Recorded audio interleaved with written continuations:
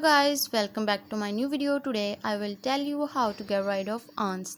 Number 1. Canned paper. If you don't have cinnamon but you have a jar of canned paper, sprinkle the powder around the entrance of your home, baseboard or problem areas. Just make sure the mixture is always from any pets or childs. Why this works? Canned paper is similar to cinnamon in that it has a strong smell that is irritating to ants. This natural ant repellent removes ants from your home by stifling their trails to mask the scent they were attracted to in the first place. Thus, confuse them. Number 2.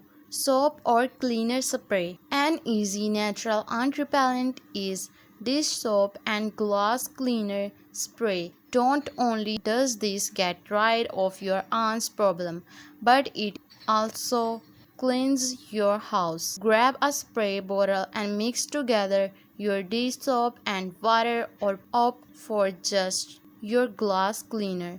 Whichever mix you prefer, spray on the entrance of your house ants are coming in or spray on top of the ants. Why this works? Soap and glass cleaners contain chemicals that kill ants on contact. This is a great way to minimize the problem fast for an ant-free home.